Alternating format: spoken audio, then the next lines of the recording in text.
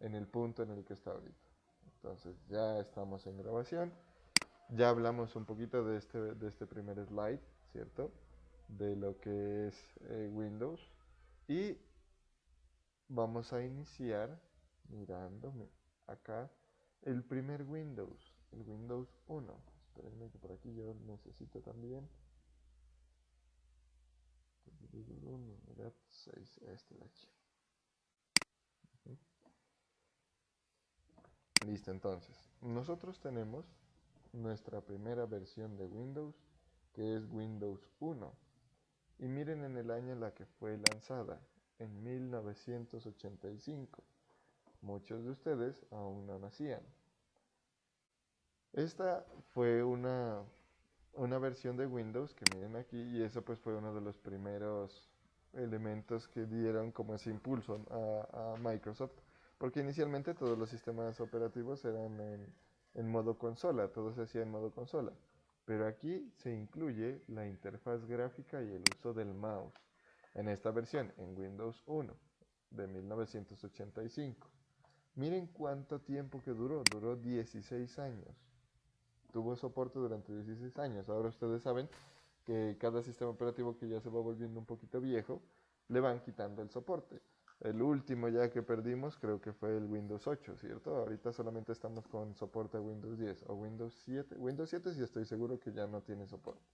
El Windows 8 no me acuerdo, creo que ya no. ¿Ustedes se acuerdan si aún tiene soporte o ya no tiene soporte? ¿No? Windows 7 ya no tiene soporte. Ajá, Creo que solamente 8.1, profe. El 8 a secas ya no. eso, cierto, sí. El 8.1 sí, el 8 solito ya no tiene soporte. El 7 pues lastimosamente ya no. Aunque desde mi punto de vista, y hablo de una percepción personal, el Windows 7 me pareció uno de los sistemas más estables que ha tenido Microsoft en los últimos años. Ustedes también han vivido esa inestabilidad, ¿cierto? Y es como un principio de Microsoft, que lanza un sistema operativo para luego ajustarlo según ya la percepción de los clientes. De eso hablamos un ratito. En este Windows, miren cuáles eran sus requerimientos. Se necesitaba 256 kilobytes. Además, se necesitaban 2 unidades de disquete de doble cara y una tarjeta adaptadora de gráficos. Miren. ¿Por qué? Pues porque ya teníamos interfaz gráfica. Entonces ya necesitábamos una tarjeta adaptadora de gráficos. Y se recomendaba tener disco duro. Se trabajaba, el sistema operativo se lo instalaba, miren, con disquetes. Y también se recomendaba tener 512 kilobytes de memoria para ejecutar varios programas, o si se deseaba usar el DOS 3.0 o una versión posterior. ¿Listo? Aquí tenemos una fotico de ese sistema operativo. Y miren que hay cosas que todavía están presentes en el nuestro. Todavía están presentes en la versión de nuestro sistema operativo. Yo trabajo con 8.1. Buscaminas.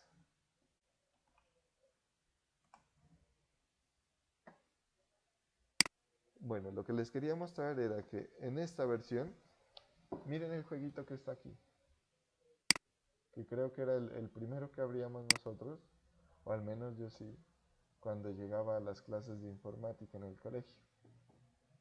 Miren, ese es el famosísimo Buscaminas. Porque antes, cuando los computadores no estaban todos conectados a internet, el principal medio de entretención, o lo principal que uno hacía en un computador para entretenerse era abrir los juegos, ¿cierto? Y venían unos juegos ya disponibles en el sistema operativo, que era el Buscaminas, el Paintball, no recuerdo cuál otro, yo jugaba esos dos. Entonces ya en esta primera versión ya aparecen. Miren lo que hay, está el reloj, ¿cierto? Está el Buscaminas, miren que aquí ya dice Game Skill. Está, bueno, la licencia. Miren que dice Copyright 1985, Microsoft Corporation. Miren, espacio en disco libre. 38.024%. Ah, no. 38.24% parece que fuera, o no sé si sean kilobytes, no alcanzo a mirar bien. Y memoria libre, 3 es K, kilobytes. 38.024 kilobytes y 303 kilobytes libres en espacio. En memoria, perdón. En memoria se refiere a RAM y en disco se refiere al disco duro. Algo que quiero también que ustedes noten es los colores. ¿Sí? Los colores son bastante básicos. Y ustedes han escuchado hablar del R, G. Bueno, no debería escribirlo así, ¿no? Debería escribirlo R, G, B. ¿A qué hace referencia esta sigla, RGB?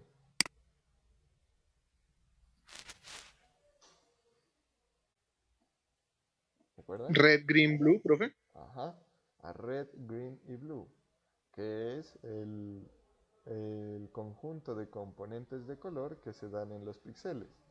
Y miren, aquí tenemos que este letrerito que yo les coloqué aquí, este icono de aquí, tiene básicamente los mismos colores elementales que esta interfaz de acá. Miren que acá la mayor parte es RGB. Verde, aquí, rojo, azul, profe, y hay blanco. Claro, también hay blanco cuando bajamos todo el conjunto de componentes. Hay color negro también.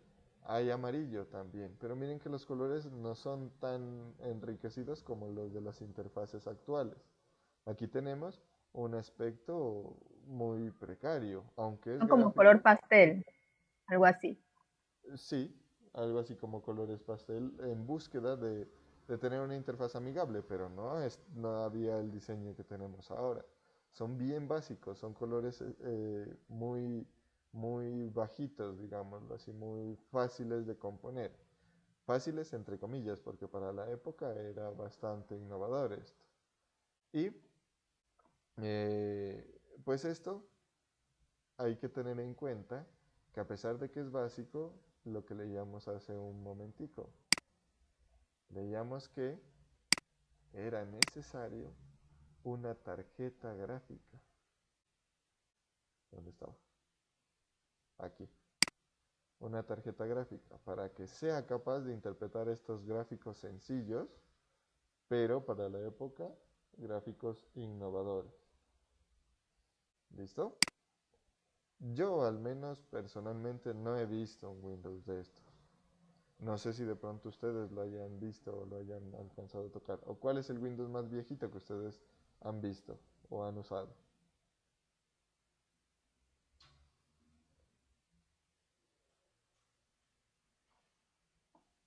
Entonces, pues no me acuerdo muy bien, pero pues de los últimos que me acuerdo es Windows 7, profe, creo. ¿Ese es el más No me viejito? acuerdo. Windows Pues 95 que en mi me caso. tenga memoria, profe, que tenga memoria porque no me acuerdo de los otros. Ya, muy bien. Windows 95 dicen por allá. Ese sí es viejo. Windows 7 es viejito, pero relativamente no tan viejo. El Windows 95 sí es una cosa vieja. Windows 98 también.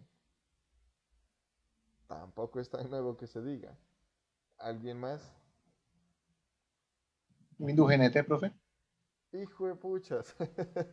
Ese es más viejo que el Profe, 95. el XP.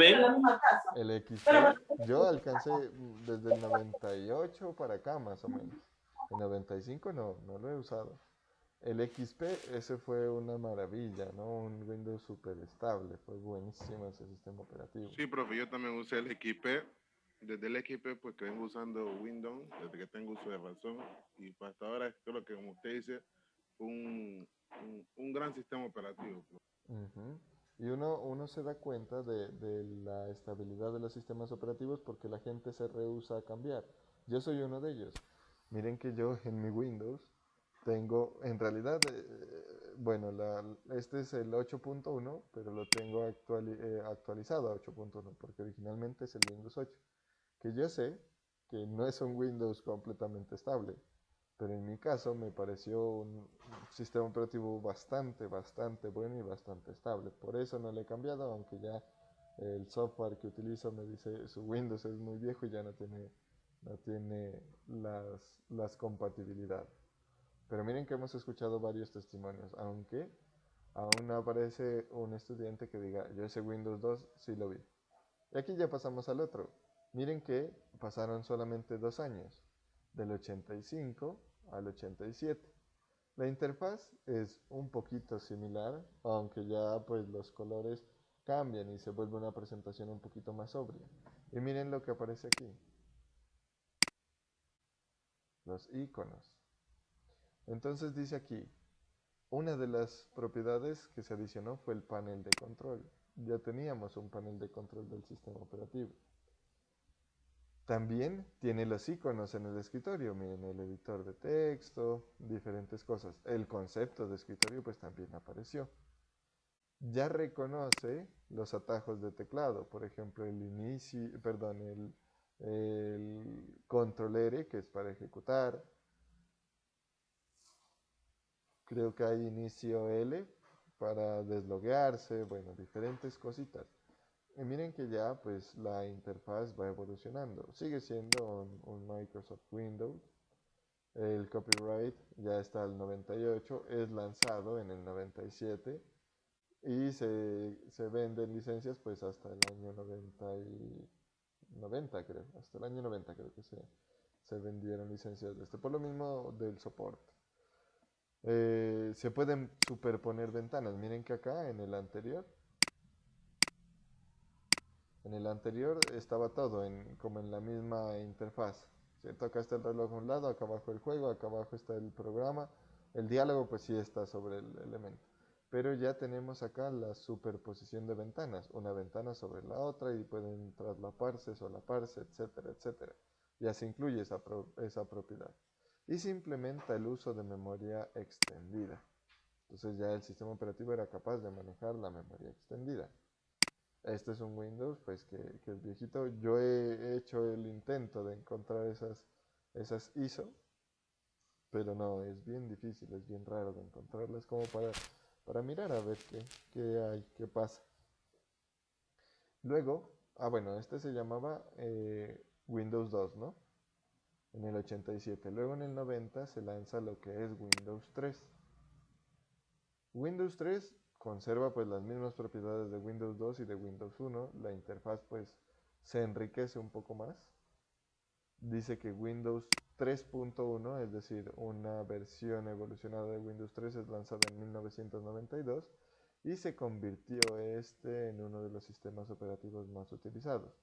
Tenía, pues en el anterior vimos que estaba el panel de control, aquí también se incluye en el panel de control el administrador de programas, otras herramientas como el administrador de archivos, el administrador de impresión y bueno, aquí aparece el juego del solitario o buscaminas y el de corazones, a ver, solitario, corazones y buscaminas, que de buscaminas ya es como una evolución formalizada, porque igual acá también contamos con él, mirenlo aquí. Ya estaba el Buscaminas, solo que acá pues ya se inició a denominar de esa manera, el Buscaminas.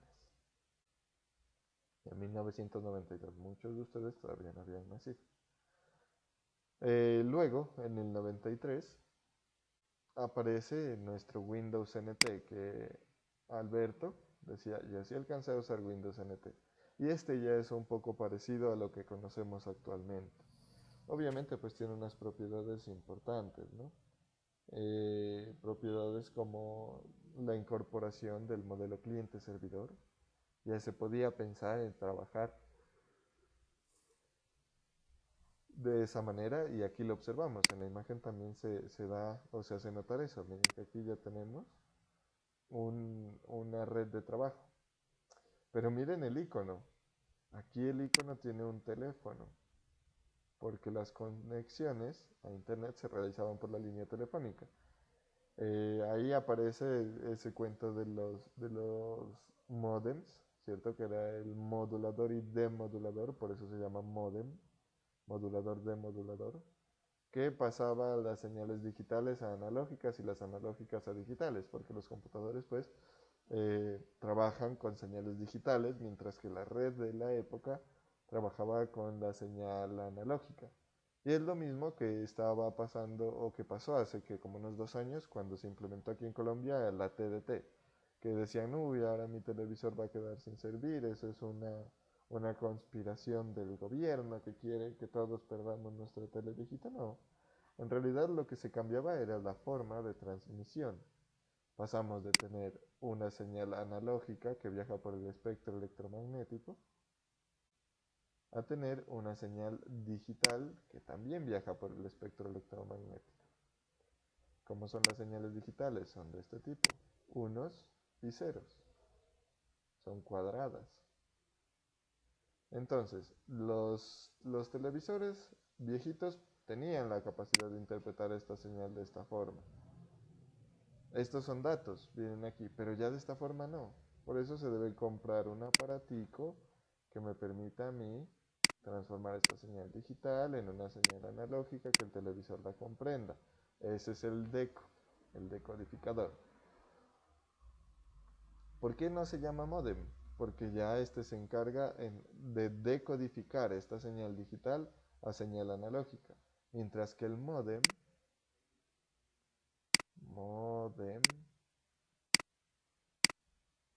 bueno, esta sería como mayúscula, ¿no? Se encargaba de modular, es decir, de pasar la señal digital a analógica y demodular, de analógica a digital, porque se transfería la información de esta manera, con una señal analógica. Y no se podía usar un decodificador, porque nosotros en el computador necesitábamos no solamente recibir la señal, sino también enviar la señal. Teníamos que modular y demodular la señal, pasarla de digital a analógica y de analógica a digital. Y eso se hacía a través de las líneas telefónicas. Así se conectaban a internet. Por ahí a mí me gusta mirar un canal de YouTube que se llama Perdón Centennials, y ahí el hombre saca esos temas de tecnología viejita o bueno, de varias cosas antiguas de nuestra época pasada. Y pues aquí miren que se observa entonces la incorporación de las propiedades cliente-servidor en un modelo de red. Y ojo aquí, miren lo que hay. Se incluye el sistema de ficheros NTFS, que fue el que estudiamos ayer. Bueno, y se tiene un modelo de memoria plana. Aquí tenemos pues ya el inicio. En el anterior no teníamos el inicio. ¿Dónde están? No están. Aquí se incluye el inicio, una barrita de tareas, igual está lo de Microsoft, el Windows NT que estuvo disponible, dice aquí desde el 81 hasta el 96, porque son evoluciones. Sí, allá dice desde el 81 hasta el 96, pero el primero se lanza desde el 85, dice. Desde 1985, pero ¿por qué acá dice desde el 81 hasta el 86? Por el trabajo que se estuvo haciendo y la cobertura de los derechos de autor, ¿no? Desde cuándo se estuvo trabajando en este proyecto. Y miren que aquí, bueno, dice la memoria disponible son 130.420 kilobytes. Este era entonces nuestro Windows NT.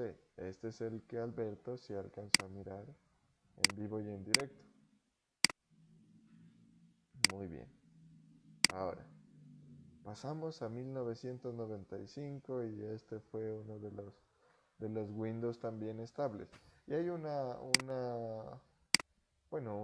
vivencia muy real, que dice que Windows a lo largo de, Microsoft mejor, a lo largo del tiempo, hace los lanzamientos de Windows esperando varias cosas. Cuando lanza un sistema operativo, él lanza un sistema operativo exitoso, luego un sistema operativo que fracasa, luego un sistema operativo exitoso nuevamente, posteriormente uno que fracasa y así sucesivamente. Y es apenas natural, pues se ha visto, ¿cierto? Y en la literatura también se contempla esta posibilidad de que lo hagan a propósito, pero es apenas natural. ¿Por qué? Porque si lanzan un sistema operativo defectuoso, de todos estos errores se debe aprender. ¿Para qué? Para poder sacar un producto de alta calidad. Entonces tuvimos el Windows 95, fue uno de los Windows que marcó pauta y que fue tendencia en el hogar, en la oficina, en toda parte. Y miren que la interfaz ya también evoluciona y se incluyen muchas herramientas. Primera herramienta, dice compatibilidad integrada con Internet, porque en estos años ya apareció el Internet. Antes hablábamos de redes de trabajo, pero ya el Internet es la red mundial. Entonces, aquí ya tenemos un acceso a eso. Y miren que aquí ya aparece lo que ya no aparece últimamente, el Internet Explorer. Aparecen otras utilidades, conexión de red por acceso telefónico, que también pues ya estaba antes como red de trabajo. Aparece el menú de inicio de manera formal también y la barra de tareas, que en el Windows NT lo vimos también ya haciendo sus pininos. Los botones de minimizar, maximizar y cerrar, estas opciones de aquí. Y pues ya encontramos el Internet Explorer, que es el que les acabé de mencionar. También pasamos luego al Windows 98. Este Windows 98 pues siguió con el principio de Windows 95, ¿cierto? Era muy similar, una actualización del Windows 95. En este sistema operativo, pues ya el Internet Explorer se convirtió en el navegador por defecto, y es que eso en cuanto a navegadores hubo como una guerra un tiempo. Ese dato justamente lo traigo del canal de YouTube que les comento, de Perdón Centennial. Y aquí ya se integra pues el navegador por defecto, Internet Explorer. La barra de inicio rápido, es decir, estos de aquí. Miren, en el 98 ya lo que teníamos. Y ya aparecen algunos problemas sobre el monopolio del mercado, cuando decían que Microsoft estaba monopolizando todo el mercado de los sistemas operativos. Y pues esta última versión es basada en el Microsoft DOS, el MS2. Pues aquí lo encontramos, esta es la visualización que se mantiene aún, al menos en su parte, digamos, en su parte esencial. Se mantiene en los sistemas operativos actuales. Y viene el primer sistema operativo de Microsoft que fue, digámoslo así, uno no tan exitoso, aunque sabemos que fue un fracaso. El Windows Millennium. Miren que algunos de ustedes, cuando les pregunté qué sistemas operativos utilizaron, dijeron 98, 95, creo que dijeron, ¿no? El NT. Y poquitos, no poquitos, nadie se acordó del Millennium. Que en el Millennium creo que la mayoría de nosotros ya estábamos vivos, ¿no? Ya habíamos nacido. Y el Millennium fue un Windows que fue malo, que como dice ahí en la diapositiva, fracasó por su inestabilidad. A pesar pues de que se esperaba que al llegar el año 2000 con el Y2K también, que fue un problema importante, las soluciones computacionales buscaran un campo innovador, quizás también ese Y2K y toda la coyuntura del nuevo milenio afectó para que el Windows 2000, el Windows Millennium, fracasara también, aunque su riqueza gráfica y sus potencialidades iniciales dieron pie al sistema operativo del cual hablábamos y que creo que todos lo recordamos con cariño, que es el Windows XP.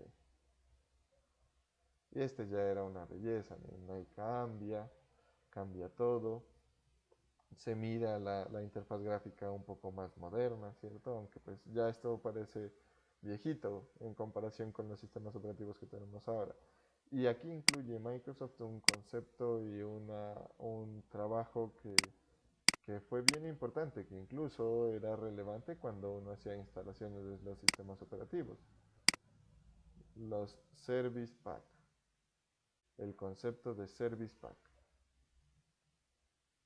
Y miren que se lanzaron 3 Service Pack. ¿Qué eran los Service Pack? Como parches grandes al sistema operativo. Y esos Service Pack definían también compatibilidad con programas. Yo creo que a todos nosotros nos pasó que nos tocaba actualizar el Service Pack, ¿cierto? ¿A ustedes de pronto les ocurrió?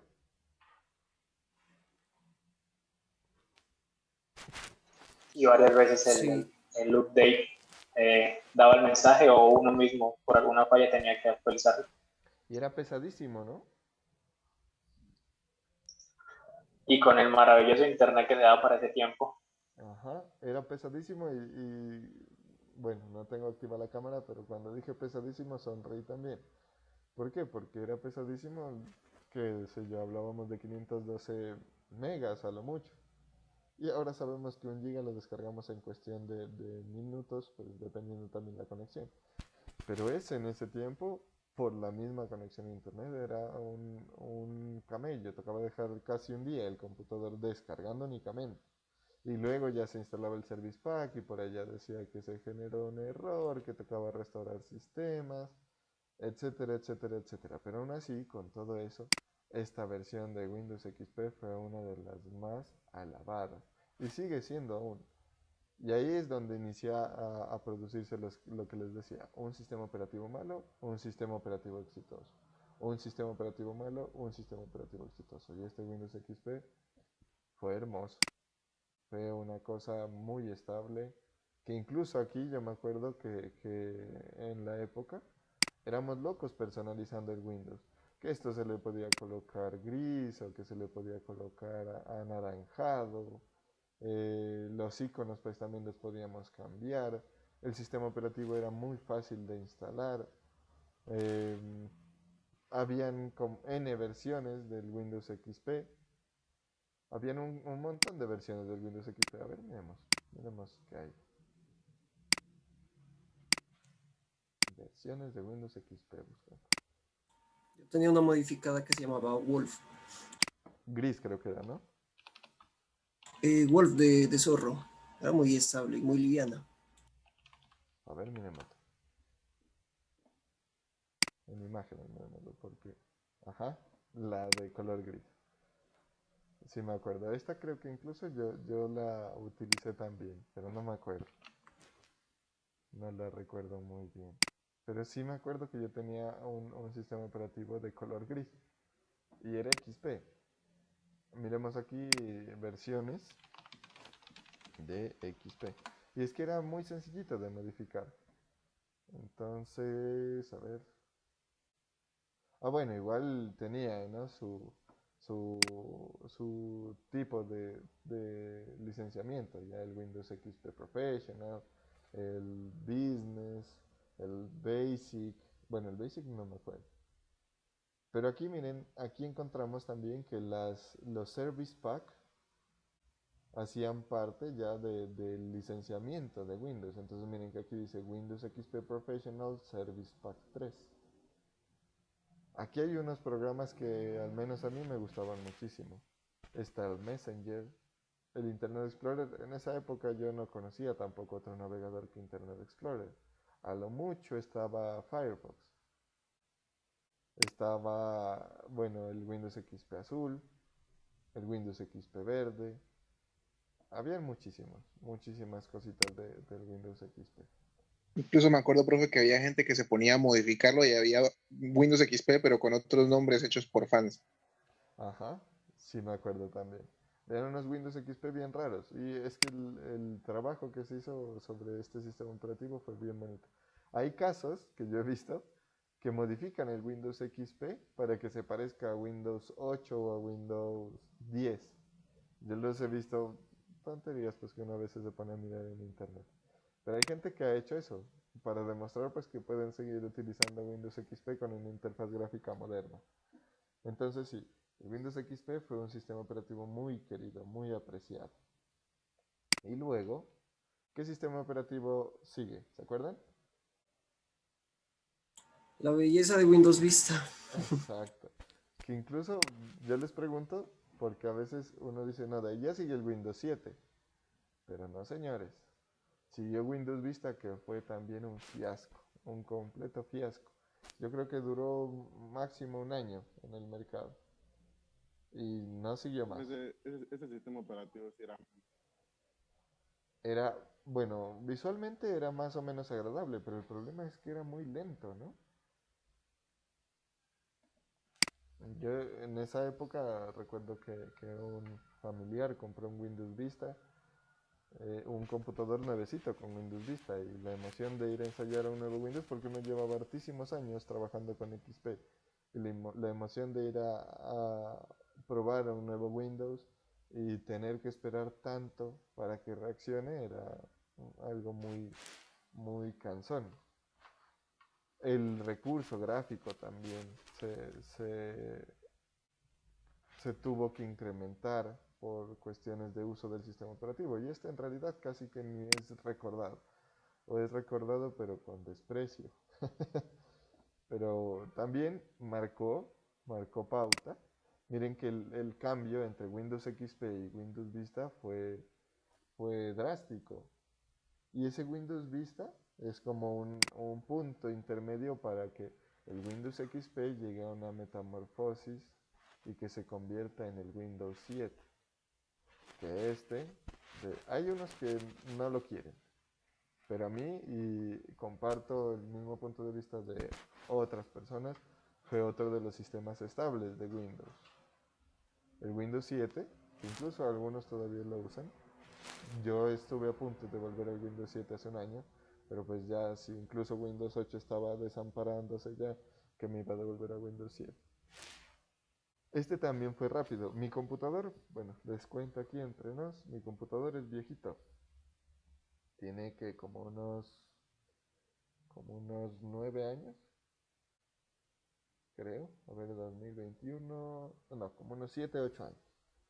Y cuando compré mi computador venía con dos posibilidades, o con Windows 7 o con Windows 8. Yo compré el de Windows 8 porque también tenía la curiosidad, pero apenas lo compré me desanimé y quería hacerle un downgrade a Windows 7 porque Windows 7 seguía siendo estable. Sin embargo, pues luego me acostumbré. Y este sistema operativo corrigió todos los errores de Windows Vista. Y miren que la interfaz es muy parecida. El botón de inicio cambió aquí. Acá decía inicio o start junto al logo de Windows. Acá ya solamente era redondito y con el logo de Windows, que se mantuvo en Windows 7. Los iconos también cambiaron. Aquí se mostraba, aquí ya había la posibilidad de configurar. En Windows XP se podía en algunos casos configurar a que me aparezca solo el icono, pero pues ya eran casos de personalización fuerte. Acá ya se podía personalizar de manera rápida, y en el Windows 7 pues ya se incluyó ese manejo más cómodo de los iconos. Se mantiene pues una interfaz más liviana, más limpia, similar a Windows Vista, pero que ya no me consume tantísimos recursos. También estos widgets que se incluyeron en Windows Vista, miren, estos de aquí, pero en Windows Vista era súper pesado tener esos widgets ahí, ya se mejoraron en esto de acá. También pues ya se tiene la compatibilidad con los drivers. Eso era otro problema de Windows XP, casi no habían drivers para para Windows Vista. Y se lo categorizó como un sistema operativo estable, rápido y robusto. Muy bueno. Aunque ya hace algunos años se encontraron un lío de seguridad gigantesco, ¿no? en Windows 7, y por eso también Microsoft decidió quitar el soporte. Luego vino mi querido, pero también el odiado por otros, Windows 8. Que también fue trascendental, bastante trascendental, porque cuando llegó Windows 8 nosotros estábamos acostumbrados a que encendíamos el computador y lo primero que aparecía era el escritorio. Ahora ya no. En Windows 8 Fue lanzado más o menos en el 2012, eso quiere decir que mi computador estuvo... no, sí tiene como unos 8 años. Bueno, en el 2012 fue lanzado y ya no entrábamos directamente al escritorio, sino que se presentaba el estilo Metro. El botón de inicio también desapareció. Y eso fue algo bien trágico. Incluso me acuerdo que habían instaladores del botón de inicio. ¿Ustedes les tocó hacer eso?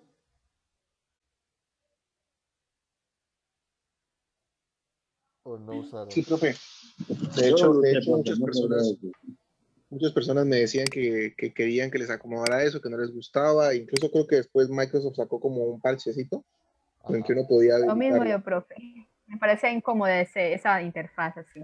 Yo también tuve que hacerle el cambio de estilo a Ajá. la otra interfaz.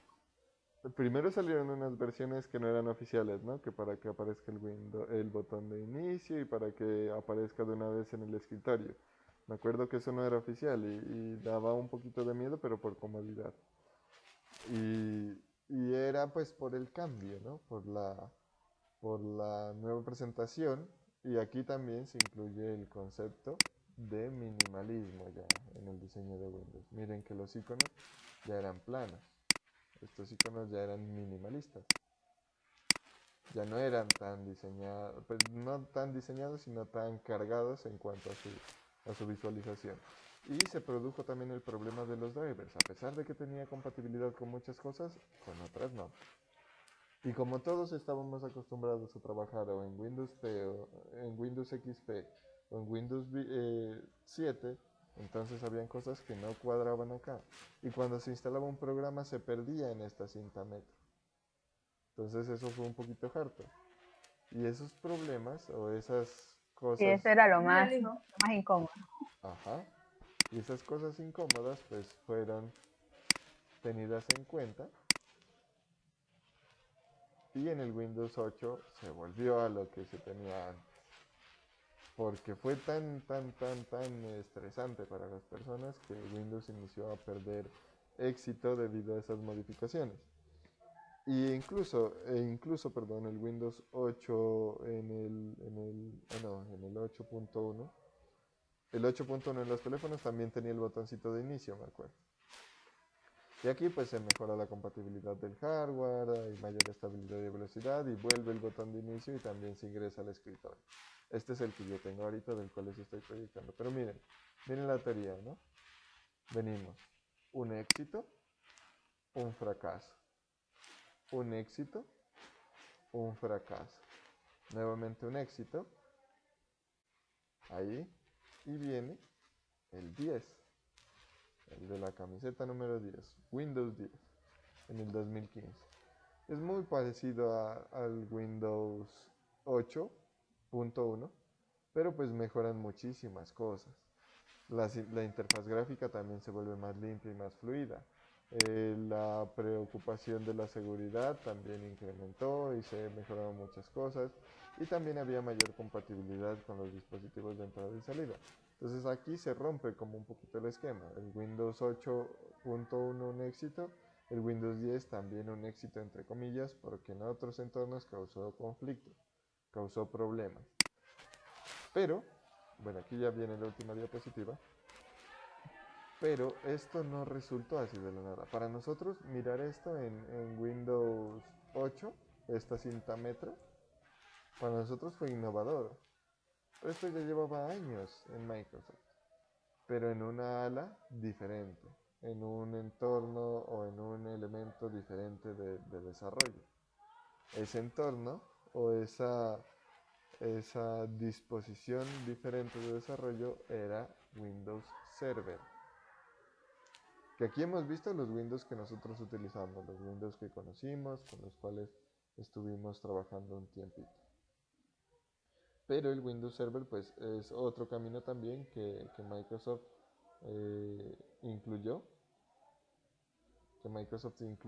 en sus destinos de trabajo. Bueno, por acá vamos a hacer un ligero hincapié en lo que es, a ver, en lo que es este sistema operativo de acá. en lo que es Windows 7, porque Windows 7 tuvo unos elementos bien importantes. Primero, el control de acceso de usuarios, que se denominó UA. En Windows Vista ya estaba, pero pues como Windows Vista no se lo quería ni siquiera aprender, no se tuvo como muy en cuenta. El control de acceso de usuarios servía para justamente controlar el acceso de los usuarios, protegiendo el sistema operativo frente a posibles cambios. Esta característica, pues como les digo, viene desde Windows Vista y la finalidad de ella es protegerla con los cambios, es decir, proteger el sistema operativo dependiendo de los cambios, solicitando una confirmación cuando se realiza una instalación o una modificación. Entonces antes, en Windows XP no se pedía la confirmación. En Windows Vista sí se pedía, ya estaba presente, pero como no era tan usado, pues no se notó tanto. En el Windows 10, en el Windows 7 ya aparece ese diálogo, ¿no? Ese diálogo que se le oscurece a uno toda la pantalla y pregunta, ¿está seguro que desea hacer esta instalación? Eso se vio más directamente en el Windows 7. En el Windows Vista estaba, pero no se trabajó tanto. También se da mayor potencia a la parte de la reproducción automática. Esa reproducción automática está orientada en el sentido de la ejecución automática de los dispositivos periféricos que se conectaban, como la USB o los CDs o DVDs, que uno conectaba la USB y de una le mostraba los archivos, o ingresaba un DVD y de una abría el reproductor de video. Ahí también se incluye esa característica. Y pues lo que se buscaba o lo que sucedió aquí también, que fue un ligero problema, era que algunos elementos se iniciaron a construir como autorun. Ese autorun era un elemento que disparaba, ¿no? Disparaba la reproducción automática. Que mirándolo, pues desde el punto de vista bueno, era chéverísimo, que uno si tenía una memoria de música, de una vez le hablaba el reproductor de música. Pero también el mal existe, también fue aprovechado para crear virus. Y como uno conectaba la memoria USB y de una vez ejecutaba el autorun, ahí en el autorun se ejecutaba el virus, entonces uno no tenía ni chance. Por eso decían, o no sé si ustedes lo vivieron, a ver, esperen por acá, Windows 98, bueno, hace rato. No sé si ustedes lo vivieron también, que cuando tocaba vacunar una memoria, tocaba hacerla en un Linux. ¿Por qué razón? Porque cuando lo hacíamos en Windows, el autorun se ejecutaba de una y ya no nos permitía hacer modificaciones, como quien dice, se encerraba en la memoria. Pero en el Windows, como el autorun en Linux, como el autorun es un ejecutable para Windows, en Linux no se podía iniciar, no se ejecutaba. Entonces allá sí daba la chance de eliminar ese archivito autorun, que era incluido por esto que miramos aquí, que es la reproducción automática. Incluso hay unos scripts, ¿no? Que como todo está bajo la orden del sistema operativo a nivel más bajo, no gráfico sino de consola, se puede vacunar ya las memorias directamente en Windows. Bueno, también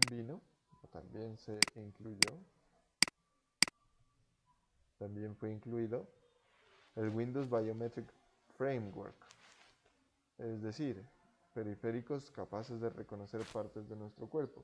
Y ahí acuérdense, de pronto, que cuando uno iba al costo, miraba unos computadores, o bueno, cuando íbamos a los almacenes de electrodomésticos, mirábamos unos computadores que ya tenían lector de huella para desbloquearlo, ¿no?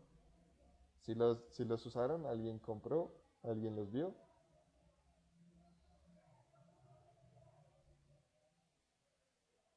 Los he usado, pero no los he tenido. La verdad no me gustan.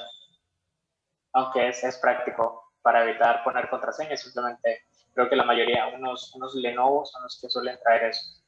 Ajá, yo me acuerdo de los Hewlett Packard también que traían. traían el lector de huellas, que esa característica se incluyó en Windows 7, el Biometric Framework, que pues en Windows usualmente se implementó para leer huellas digitales. Ese fue Pero como... eso era, profe, pero eso era muy, eso no, la verdad, yo tuve un Hewlett Packard, pero eso no funcionaba muy bien, que digamos, Ujú. no estaba bien utilizado. Sí, señores, no lo reconocía a la primera, digamos.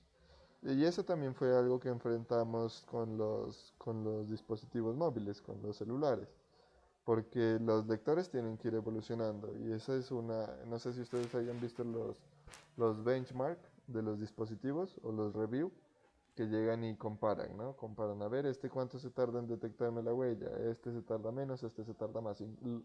Los iOS, los iPhones suelen tardarse menos en leer huellas. Y era complicado porque el dispositivo biométrico pues apenas estaba como siendo parte del equipo personal, de los computadores personales, y pues Windows también estaba incursionando. Esos algoritmos pues mejor dicho, eran un poquito pesados, pero ya se fueron mejorando tanto así que ahora podemos comprar nosotros un lector de huella USB, lo conectamos al computador y ya está. Ya, y no se tarda tanto. Incluso ustedes cuando recibían el auxilio de alimentación, en la cafetería les tocaba colocar la huellita, ¿cierto? Si les tocaba en Tumaco, no me acuerdo bien. No, aquí no, profe. Bueno, acá en Pasto sí tocaba. Uno iba a recibir el refrigerio y le hacían colocar la huella y ya se descargaba, pues que ya quedaba registrado que uno recibió para que no se pase de vivo a recibir otra vez. También se incluyó otra característica que es el BitLocker. Ese BitLocker buscaba cifrar los datos. ¿Listo? Esa herramienta permitía pues cifrar los datos de cualquier disco duro para evitar el acceso de personas que no tenían permiso, pues cuando se guardaba información muy importante. Cuando se guardaba algún archivo en una unidad que tenía el BitLocker, también ese archivo era cifrado y descifrado automáticamente. Es decir, cuando activábamos el cifrado en una unidad y guardábamos un archivo, se cifraba automáticamente el archivo. Y teníamos pues estos tres tipos de cifrado. Cifrado en unidad del sistema, cifrado en unidad de datos y el BitLocker Go, el BitLocker to Go. El primero dice, este tipo es con el fin de que cifremos la unidad principal del sistema. Cuando cifrábamos esa unidad, entonces automáticamente se creaba una partición de 200 megas, de 200 megabytes en el disco. Y en esa unidad se alojaba toda la consola de recuperación. Esa partición no aparecía en el listado de particiones, pues obviamente por seguridad. Y también esa unidad, esa de 200 megas, no estaba cifrada. Se cifraba el resto, pero la unidad de 200 megas, que era la encargada de guardar la consola de recuperación, pues no iba a estar cifrada. Y esa unidad era la que nos permitía acceder a la recuperación de los archivos que se tenían en la unidad principal. O también era utilizada para recuperar los archivos. Obviamente, pues ya cuando queríamos recuperar un conjunto de archivos cifrados, nos tocaba escribir nuestra contraseña para poder descifrar. Y durante ese proceso, el archivo, pues el archivo que queríamos se creaba en la unidad y se almacenaba en tres lugares distintos. Tenía que almacenarse en el disco duro, o en una unidad USB, o en un chip incluido. Ese cifrado era bueno, pero también hacía más lento. Y en todo proceso de cifrado, pues se va a tardar, porque ya no es como sobreescribir directamente, no es como escribir directamente el archivo, sino que además de escribirlo, se tiene que pasar por el proceso de cifrado. ¿Listo? Otro proceso u otra forma de cifrar los datos era en una unidad de datos, ya no en la principal. En esa unidad se cifraba y se protegía pues para el acceso del usuario con una contraseña. También pues se protegía el acceso con la administración de BitLocker y pedía la contraseña para poder acceder y recuperar los datos, ¿no? Esta también nos daba una opción para recuperar la contraseña. De pronto nos olvidamos, pues también daba la opción para recuperar la contraseña. Y la diferencia con el cifrado principal es que aquí no se crea la partición de 200 megabytes, que les decía, de recuperación, sino que se quedaba intacta. O sea, todo el almacenamiento era destinado a los datos, no había la partición de recuperación. Y el último, el BitLocker to go, pues ya era prácticamente para unidades extraíbles. Entonces, el cifrado de esas unidades permitía reducir el tamaño al momento de ser extraídas, ¿no? Bueno, por ahí nosotros mirábamos también cómo era la forma de activarlo. Entonces teníamos el BitLocker y aquí estaba al lado del disco. Nosotros debíamos ingresar al sistema y seguridad y ahí ingresábamos a la opción de cifrado de BitLocker y ahí podíamos activar el BitLocker en las diferentes unidades y aparecía pues el estado, ¿no? En ese caso aparecía desactivado. Teníamos también algo que se llamaba el App Locker, que era para el control de ejecución de scripts, como dice aquí la diapositiva, ¿no? Esos son elementos pues, de seguridad que hace referencia a lo que hablábamos acá. Acá arribita decíamos en Windows 7, en la presentación anterior, se colocaba, ¿dónde estaba? De rápido y robusto. Ah, bueno, eso creo que les dije charladito, ¿no? También se incluían elementos que aportaban a la seguridad, como estos que estamos viendo. El BitLocker, el App Locker.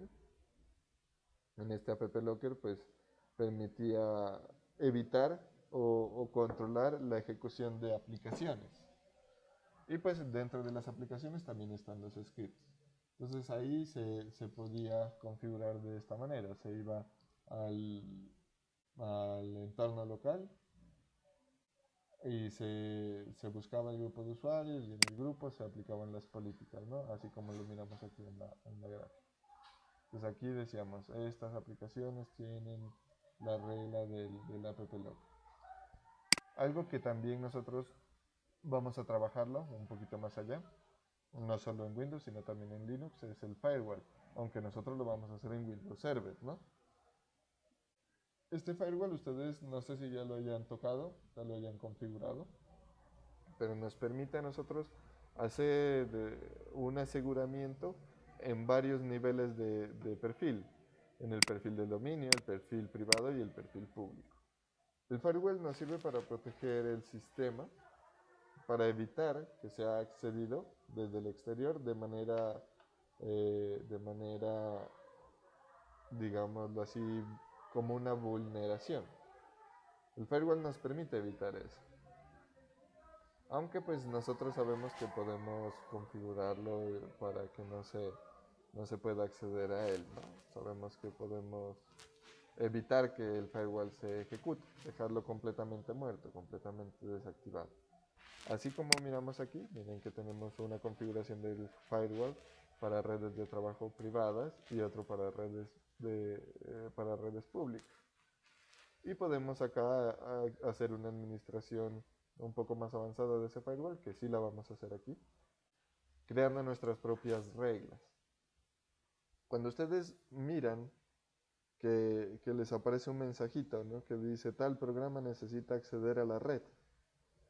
Ahí lo que nos está diciendo el sistema operativo es, ¿quiere agregar una regla en el firewall para que este programa funcione bien? Eso es lo que nos está diciendo. Entonces ahí estamos modificando el firewall. No es solamente que le digamos sí, sí quiero, sino que estamos modificando ya el muro que protege nuestro sistema operativo. Por eso se llama así, firewall, muro de fuego. Porque es como una pared que está alrededor de nuestro sistema operativo protegiéndonos y donde decimos nosotros, bueno, esta es una puerta para que entre fulanito. Ahí es donde nosotros hacemos una configuración del firewall para que haya ese acceso.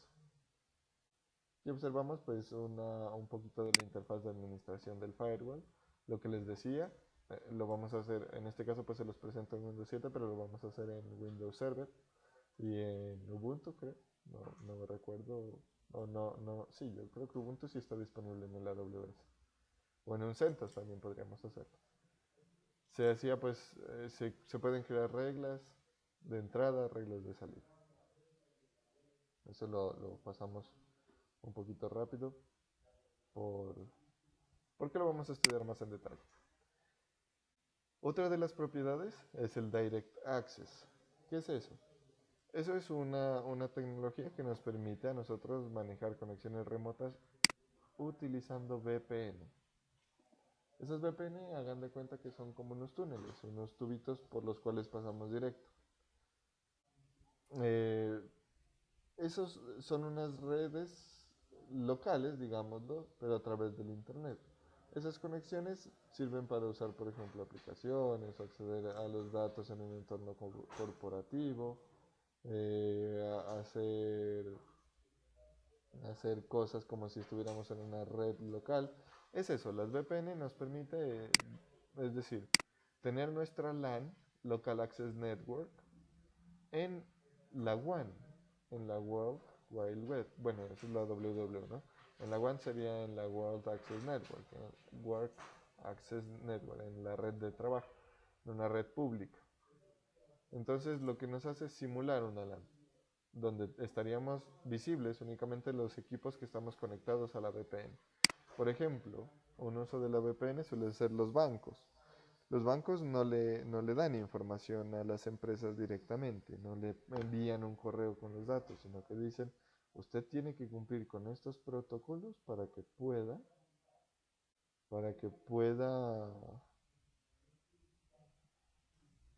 acceder a los datos a través de nuestra VPN.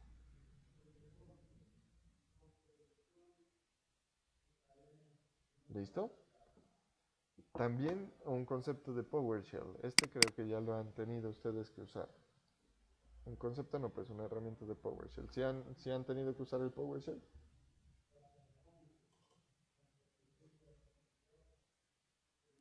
No, profe, yo no lo he usado.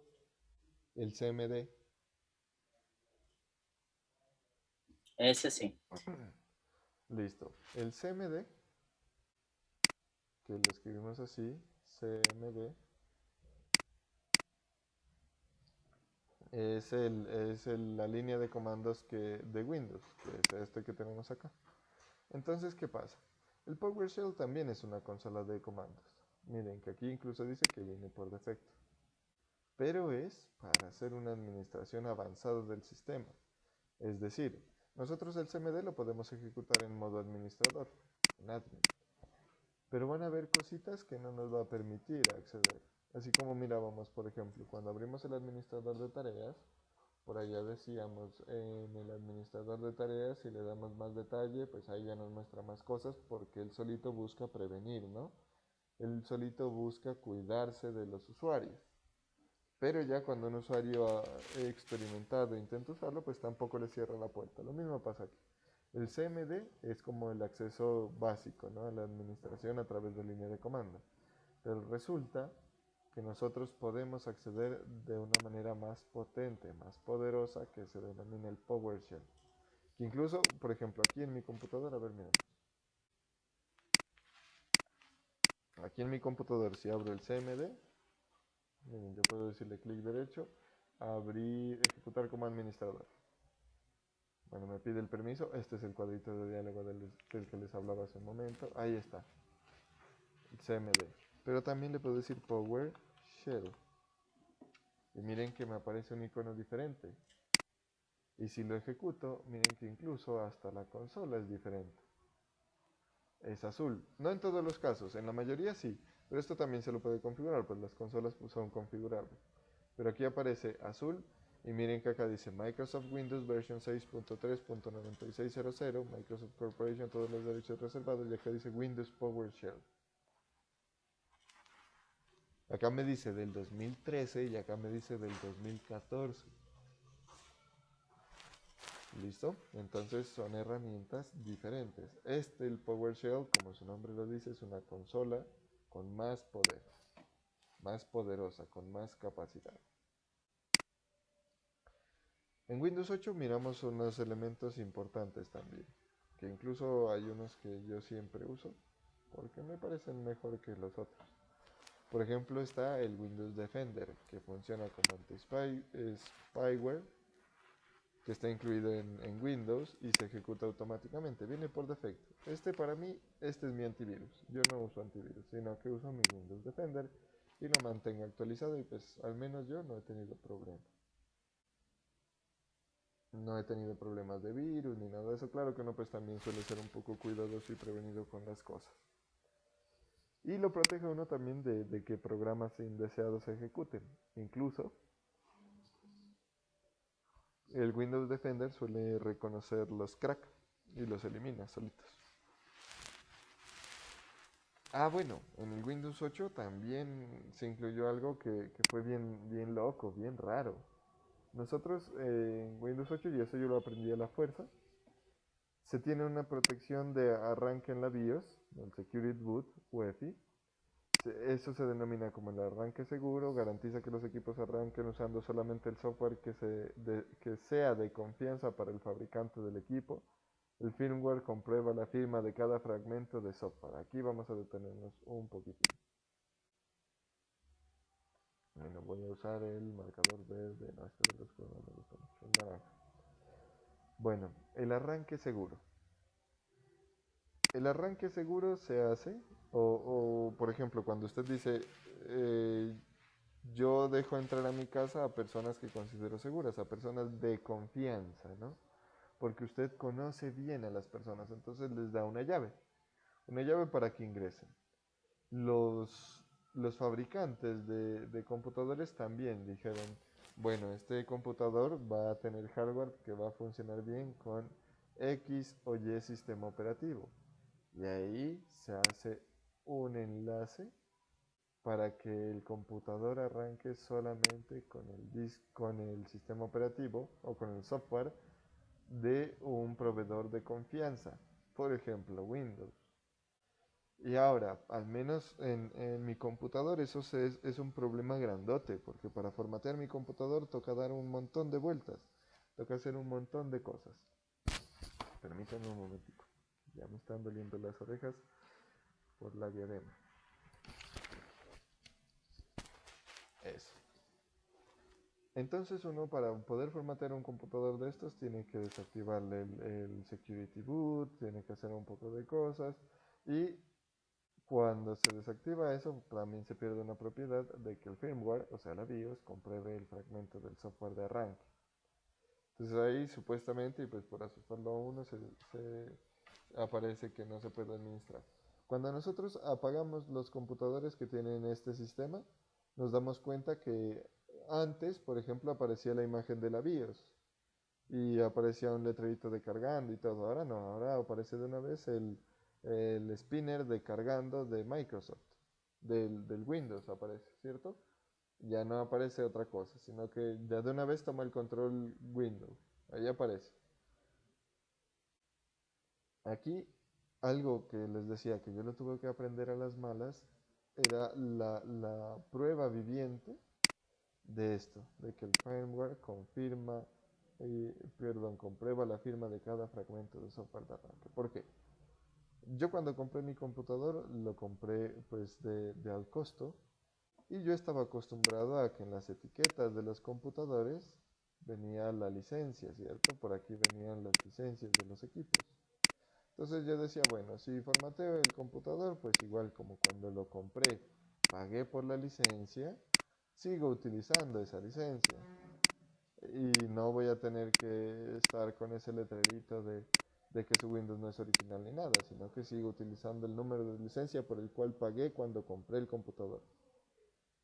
Y resulta que cuando yo hice un daño en mi computador tuve que reinstalar Windows 8 y por allá me interesó mirar abajo de mi computador la licencia de Windows.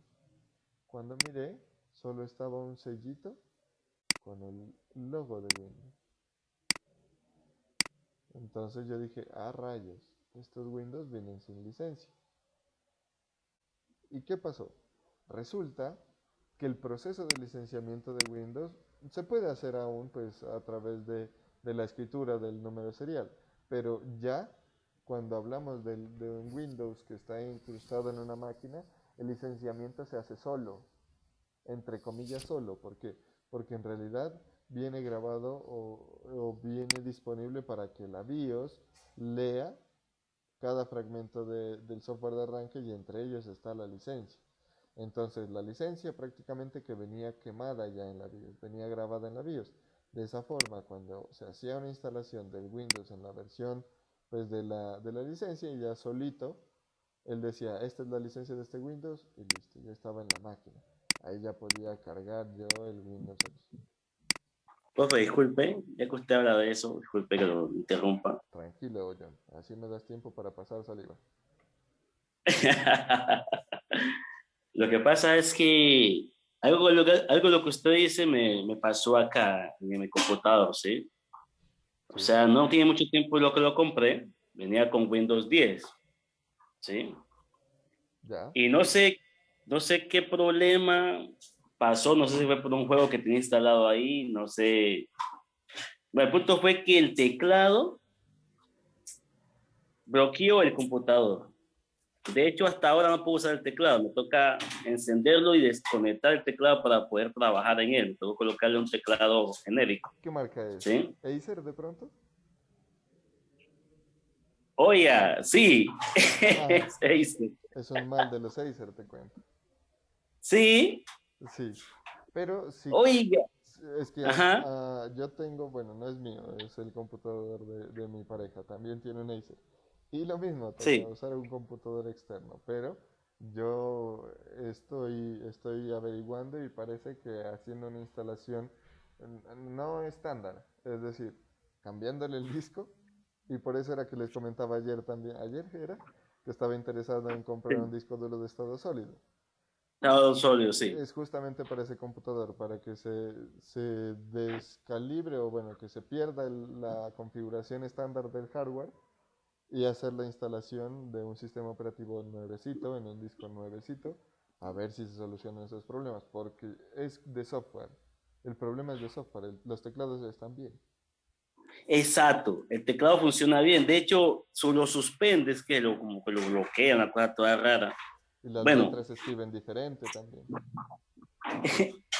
sí. Profe, Entonces, bueno, puede acompañar un momentico, ya le digo.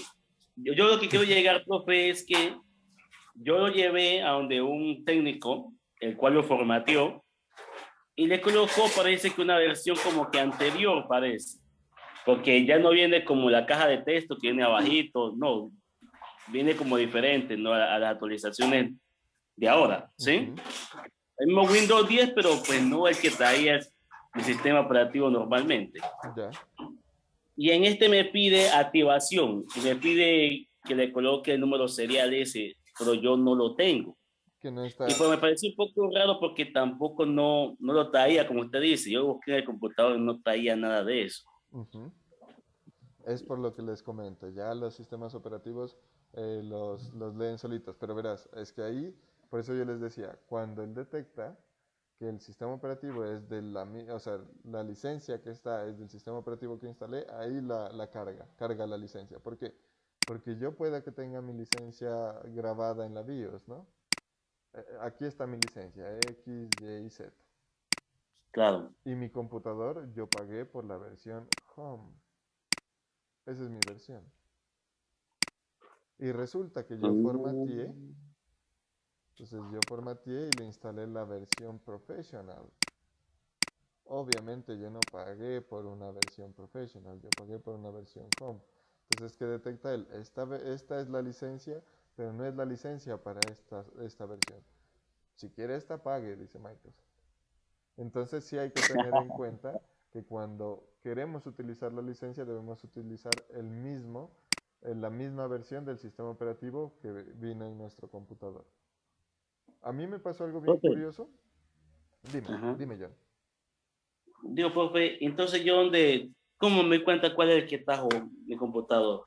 En el sellito suele decir Windows 8 Single Language, por ejemplo, decía en el mío. Pero a mí me pasó algo bien raro y es que yo busqué la versión, o sea, ya me puse, cuando me pasó eso, me puse a leer bien, ya entendí cómo funcionaba y descargué la versión del single language. La instalé y La no me cargó. descargó. Ajá. No. No me cargó la licencia y era porque influyen hartísimas cosas, el número de compilación, el, la fecha de actualización, mejor dicho, esa licencia tiene que ser una imagen similar. Entonces a mí me tocó buscar a una persona que tenía un computador de los mismos, clonar el disco duro y ahí sí montar el disco duro en mi computador que ya iba a leer la licencia, ya ahí sí me funcionó. Mi sistema operativo es el original entre comillas, porque en realidad es uno que yo cloné de un computador de los míos que estaba nuevecito y lo monté en el mío, porque no encontré otra forma. Uy, toda la cosa está seria. En realidad el problema es que uno no encuentra la ISO adecuada, porque obviamente si yo hubiera encontrado la ISO que era, entonces ahí sí. Ah, bueno, y además que yo tenía era un, un inconveniente y era que yo no quería perder el recovery original del computador. Entonces por eso yo ya lo último que hice fue buscar en almacenes la misma referencia del computador y pedir el favor de que me dejen clonar el disco y pues por ahí hubo alguien que sí me dejó.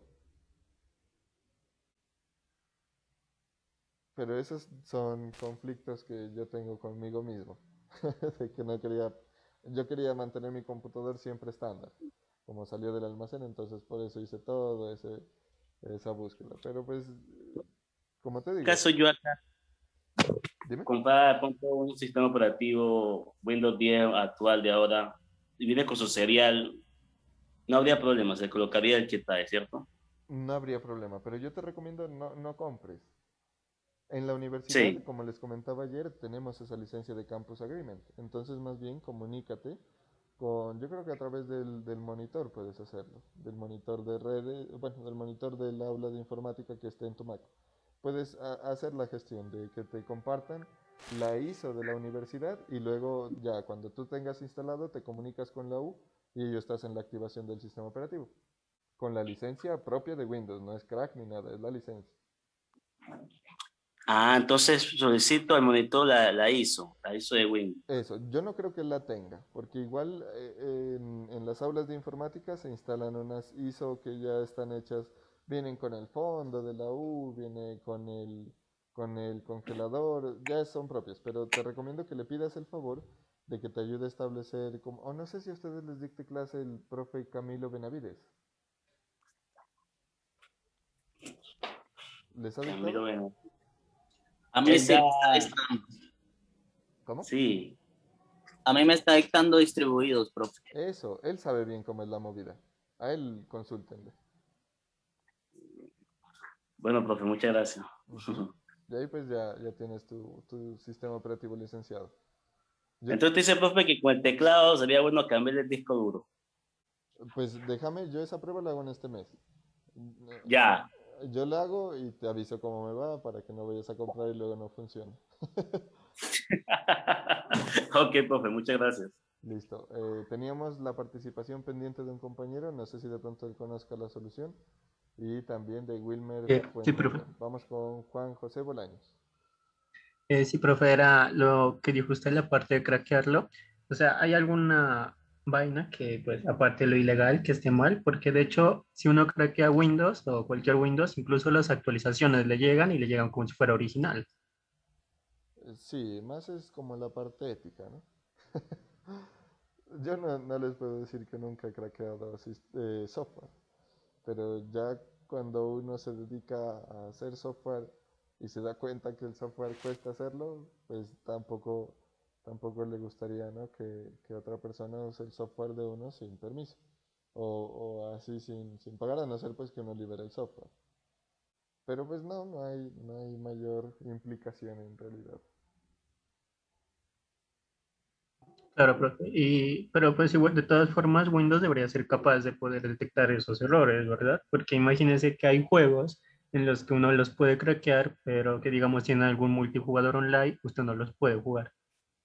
Y también relacionado con el problema del compañero del teclado, yo tuve el mismo problema en mi computador, es un Toshiba, en el que de la nada dejó de funcionar el teclado y tuve que conectar uno alámbrico de un computador de mesa, pero la forma en la que lo solucioné fue nomás quitándole la batería.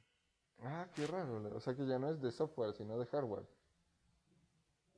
O sea, no tanto eso, sino que le quité la batería y se la volvió a colocar y funcionó. Ah, ya. Bueno, yo Fue algo raro. el caso que tengo es diferente.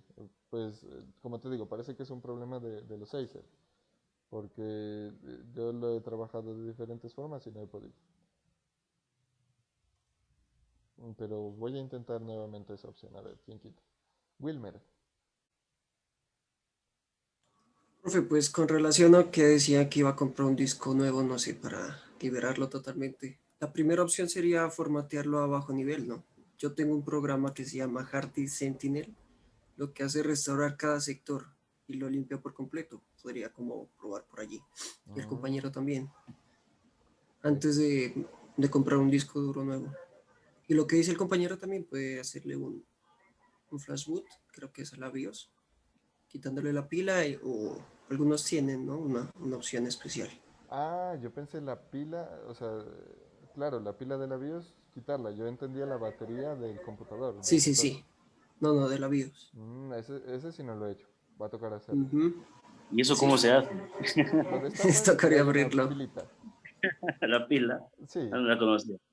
todas Sí, las es una BIOS, pila como de Y la reloj. chiquita, eso, todas las Word tienen una pilita. Y es una pila normal de esos de los controles de las alarmas. O sí, como de reloj, depende de la board.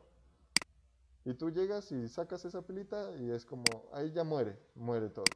Se descuadra de pronto la hora y todo eso, porque esa pila permite que la BIOS mantenga como un reloj de tiempo, pues no solamente la hora y la fecha, sino como la configuración guardada y eso. Entonces, cuando le quitas la pila de la BIOS, le restauras todo porque la desenergizas. Ahí se te pone todo por defecto. Algo así como esta. Es esta de aquí. Algo así vas a encontrar en la BIOS de tu portátil o de tu equipo de todo. Esa pila era más fácil de encontrarla en computadores de los grandes, pues. Ese me daba más clara. Sí, pero en Pero los acá en este de portátiles también acá, está. como es portátil, no la he visto. Ah, sí, pero sí Mm. está. Sino que no suele estar así, a veces empotrada, sino así. Suele venir para conectar. Así como esta. Ha tocado buscarla así. Ujú. Ujú. Sí, en ese caso, bueno, a mí sí me interesa también hacer el cambio del disco porque está muy lento ese computador. Pero de pronto para John puedes intentar lo que dice el compañero, hacer un, un formateo a bajo nivel. Yo conocí el Hirens Boot, el otro, el que dice Wilmer, no. De pronto si tienes el enlace por ahí para intentar también eso. Eh, pero ese Esa se lo hace vaina. directamente al disco, ¿no? O sea, tendrías que sacar el disco duro, conectarlo, instalar el programa en otro computador y el disco duro del portátil tienes que colocarlo, como decían antes, como esclavo, como secundario, y ahí se aplicarle el proceso. Se demora como unos 3 a 4 días, dependiendo de la velocidad y Y- dependiendo del tamaño del disco duro, ajá. porque hace sector por sector. Es muy bueno, la verdad, sí lo he usado y recupera el estado del disco duro también, a veces cuando hay sectores dañados, todo eso.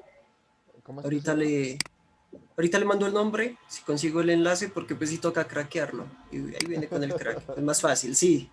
Eso toca craquearlo para que funcione al 100. Vale, primazo. Oye, háganos ese Listo, favor. ahorita le envío el Háganme algo enlace aquí. tipo, Hágale pues. o eso. Vale, pues, gracias, hombre.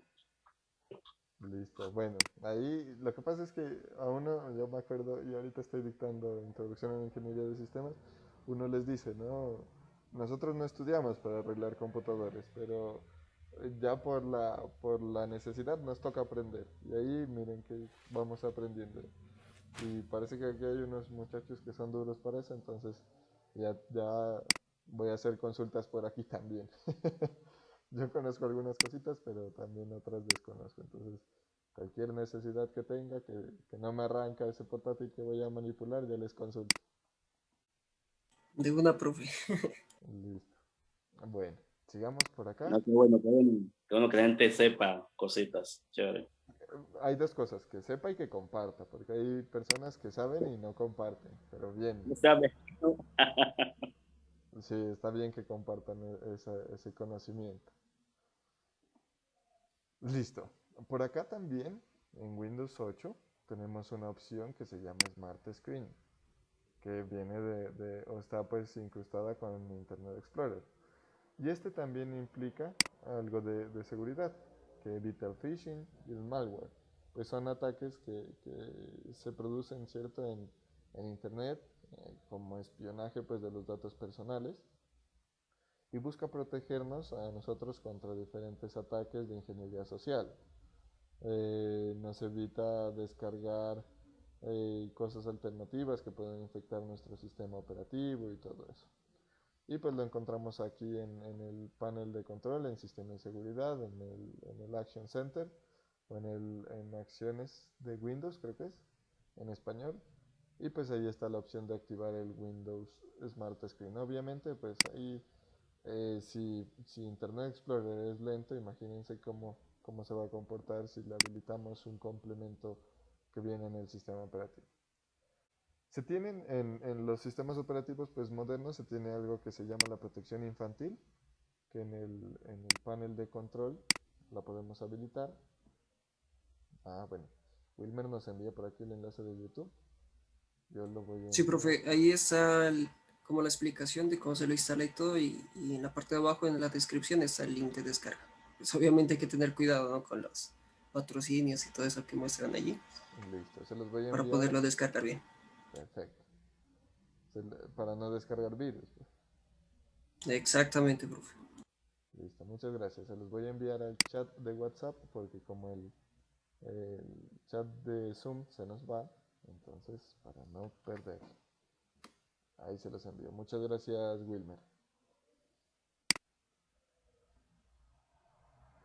Bueno, aquí pues está lo de la protección infantil. En Windows 8 se mejora, ahí se protege pues también el acceso a algunos datos, el acceso a algunos portales web, pues de sitios para adultos y cosas de esas que es mejor evitar en los niños, pues, ¿no?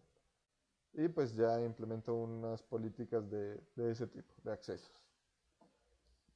También está la generación de nuevas contraseñas mediante imágenes, que esto cuando yo utilicé el Windows 8 no me di cuenta y luego me dijeron, ve si puedes poner una contraseña como imagen.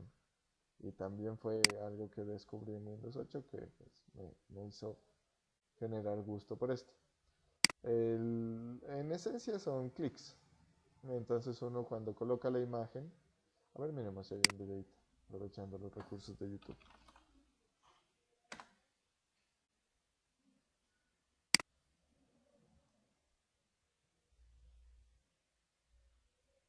Ahí, contraseña, imagen, Windows 8. Hasta acá. Ahí. Puchas, pero se demora 5 minutos. No, mucho tiempo. Vamos a ver uno que sea cortico.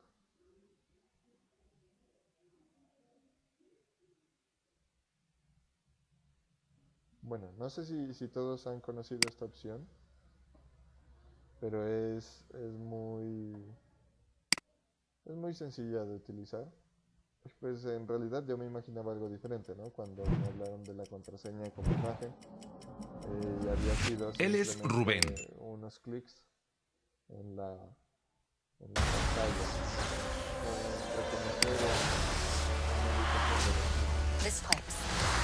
Por aquí, que eso es. Ya está, ¿no? Es nada bueno, pues del otro mundo. que comentar y tal, ¿vale? Si os mola, línea recta, ahí, por ejemplo.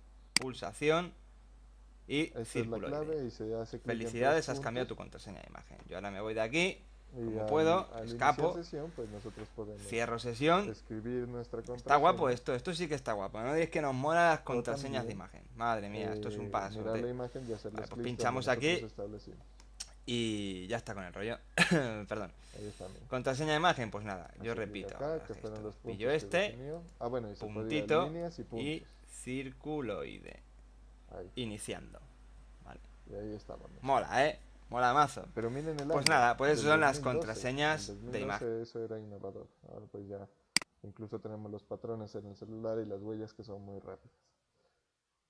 Bueno, en las aplicaciones se implementa también niveles de seguridad. Se incluye la interfaz Metro, que era lo que les decía, esta interfaz de aquí. Esta es la interfaz Metro, que pues se puede ir teniendo diferentes secciones y todo eso. Un entorno de ejecución de aplicaciones que se llama Sandbox, o bueno, una mejora al sistema Address Space Layout Randomization y también al sistema Data Execution Prevention, que esos pues son algunos componentes de Windows que digamos que corren sin que nos demos cuenta y se mejora el administrador de tareas. Ahora en Windows 10 se incluye lo que decíamos, bueno, desde el Windows Phone se incluía Cortana, que ayer hablábamos, ¿no?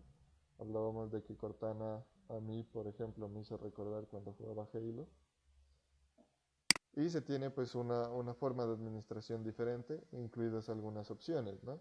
Se tiene, por ejemplo, la opción de permitir que las aplicaciones conozcan el ID, activar el Smart Screen, el filtro Smart Screen que vimos que apareció desde Windows 8, enviar información, incluso ubicación, hay notificaciones de escritorio, hay un poco de cositas.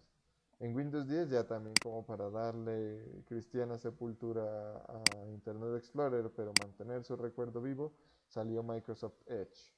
Y Microsoft Edge nosotros podríamos pensar que es simplemente el cambio del icono, pero resulta que no.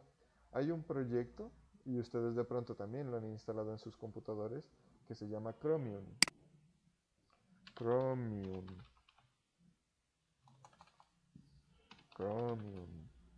Eso, es este. Este es un proyecto de un browser, de un navegador. Que este proyecto pues tiene todas las ventajas, miren que ha venido evolucionando a lo largo del tiempo.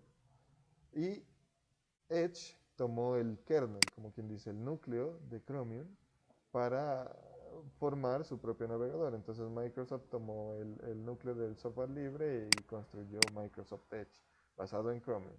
No es basado en Internet Explorer, sino en Chromium. Pues tiene sus falencias, ¿cierto? A mí me ha pasado mucho de conflictos en la interpretación de estilos cuando se hacen páginas web o cosas de esas, pero pues también tiene sus ventajas y también la diferencia respecto a Internet Explorer. El gran problema de Internet Explorer era la lentitud del navegador. Entonces aquí ya con Edge se deja de lado esos inconvenientes. Es un navegador de 64 bits, utiliza ASLR. A ver, este es un sistema de seguridad, así, para prevenir ataques. ¿Qué más? Tiene un cortafuegos directamente y también mejora el cifrado de archivos, que era lo que miramos. Y pues unas mejoras en Windows Defender, que es el que yo utilizo, pero en mi caso es en Windows 8, para mantener protegido el computador y hacer análisis rápidos del sistema operativo y de las posibles amenazas. Eso pues en cuanto a Windows 7, Windows 8 y Windows 10, pues que son sistemas operativos que ya vienen siendo trascendentales para nosotros. Y por acá ya entramos a lo que son los Windows Server, los entornos de servidor, orientados bajo el sistema operativo Windows. Es un sistema operativo similar al Microsoft Windows que conocemos de toda la vida. Está preparado para brindar servicios de red a otros equipos, está preparado para ser rápido, eficiente y seguro, y no es solo un sistema operativo, sino que también todas las herramientas que lo rodean. Es un ecosistema, digamos. ¿Qué pasa? Hay una línea, bueno, hay un par de líneas de pensamiento en cuanto a los sistemas operativos de tipo servidor. Resulta que cuando nosotros ejecutamos un sistema operativo, gran parte de la carga hacia el procesador y hacia la memoria RAM es producida por la interfaz de usuario, por la interfaz gráfica. ¿Eso qué quiere decir? que entre más simple sea la interfaz gráfica, más rápido va a correr porque el procesador va a tener menos carga. ¿Y cuál es la forma más simple de la interfaz gráfica? La línea de comandos. Entonces ahí es donde les digo, aparecen, o hay dos líneas, hay varias, pero pues dos de las líneas de pensamiento más marcadas frente a los sistemas operativos de tipo servidor.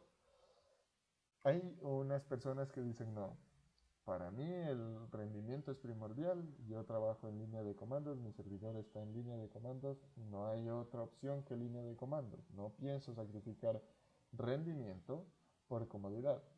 Y hay otras personas que dicen, no, yo necesito administrar mi servidor de forma simple, de forma sencilla. ¿Y cómo lo puedo administrar de forma sencilla? A través de un entorno gráfico. Afortunadamente nosotros en este curso vamos a hacer las dos cosas. Vamos a administrar nuestro servidor en un entorno gráfico, en el caso de los Windows, y también vamos a administrar nuestro servidor en un entorno de línea de comandos, en el caso de los Ubuntu Server que utilicemos o de los CentOS que utilicemos. Y también si alcanzamos a cacharrear el Mac Server, también. Aunque ese, no, como no lo he usado, no sé si sea en entorno gráfico o en línea de comandos o que me permite elegir. Otra de las posibles desventajas que nosotros podamos mirar en la administración o de diferencias, ¿no? Pues en la administración de un sistema operativo como Windows en entorno gráfico versus la línea de comandos es que el entorno gráfico a veces nos limita un poco, nos va a impedir hacer algunas cositas. Pero resulta que esa limitación no es camisa de fuerza, nosotros podemos ir haciendo cosas. Y ahora, nosotros cuando hablamos de Windows, pues pensamos, bueno, Windows tiene su interfaz gráfica y esa es la debilidad de Windows. Pero Windows también ofrece la posibilidad de hacer una instalación del sistema operativo Windows Server a base de línea de comandos. Entonces, hay para todos los gustos en Windows. No es que yo trabaje para Windows o que esté haciendo propaganda, sino pues que hay cosas que se deben decir. Inicia sus orígenes en Windows NT. ¿Se acuerdan lo que aparecía en Windows NT? Miremoslo por acá para que ustedes se den cuenta que todo se va conectando. Yo por acá en el Windows NT, que es viejito, aquí, Windows 3, Windows NT, que es viejito, yo les hacía hincapié en este teléfono, ¿no? ¿Por qué? Porque Windows NT traduce Network, Windows Network. Creo que es algo así, no recuerdo bien. Y miren que acá, cuando ya hablamos de el entorno de cliente-servidor, estaba por acá. También en Windows NT ya se incorpora el modelo cliente-servidor. Cuando hablamos de eso, hablamos ya de poner a disposición servicios. ¿Listo? Y hablamos de que van a haber servicios dispuestos en un servidor. Y por eso la base de Windows Server es con Windows NT, porque ya tenemos interacción en red, ya ofertamos servicios. Y a pesar de que Windows NT nació en 1993, miren que por acá el Windows Server dice que nace a principios del siglo 2000. A principios del siglo, pues con Windows 2000. Windows, a ver, el 2000 no me acuerdo ya en qué año salió, pero sí, pues debió salir en el 2000. Eso. El Windows Millennium fue que lo llamamos nosotros y pues se llamaba así.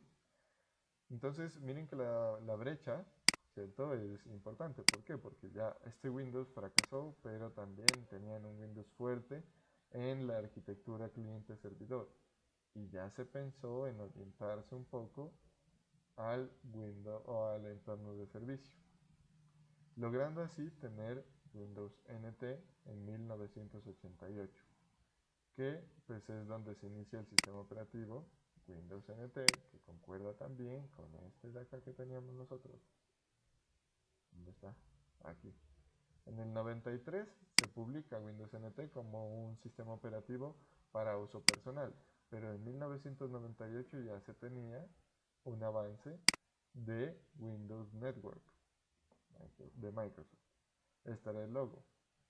Luego se pasó a Windows NT 3.1 Advanced Server. Y aquí ya inicia a aparecer el apellido. Yo soy Jorge Rivera. Windows NT Advanced Server. Este es el apellido. En 1993, y aquí vamos a ir mirando algunas características ya que lo componen. Entonces dice, Windows NT 3.1 es la primera versión de Windows NT de Microsoft. Es una línea de sistemas operativos de escritorio y servidores de negocio, dice, y servidores, pero ya estamos hablando de sistemas operativos para servidores, para recursos dispuestos de manera pública, digamos, entre comillas. Bueno, está la fecha de su lanzamiento. Y aquí nos da una anotación importante que dice que se eligió para coincidir con la versión de Windows 3.1. Y esa era la versión de la más reciente interfaz de usuario gráfica basada en el DOS de Microsoft en esa misma época. Bueno, resulta que se nos ha acabado el tiempo y pues aún hay unas cositas pendientes por mirar. Yo creo que el día de hoy sí podemos tener nuestra sesión práctica sin problema y ya la próxima semana continuamos con esta revisión de recuerdos. Miren esos iconos tan bonitos y vamos a caer en cuenta lo que yo les decía de la interfaz Metro, y es que siempre, miren, por ejemplo aquí este Windows Server tenía una apariencia muy parecida a Windows XP. Miren acá la apariencia Millennium salió en el 2000, XP en el 2001, y miren la similitud, ¿no? entre los sistemas operativos, bueno, al menos en esta imagen. Pero bueno, ahí ya vamos a ir mirando algunas cosas. El Windows 2008, Windows Server 2008 se parece al Windows 7 también, ¿no? En estas imágenes, y aquí también. El Windows Server 2012 se parece al Windows 8, ¿no? El Windows Server 2016 se parece al Windows 10. Pero miren cuándo salió el server. Perdón, el Windows 10.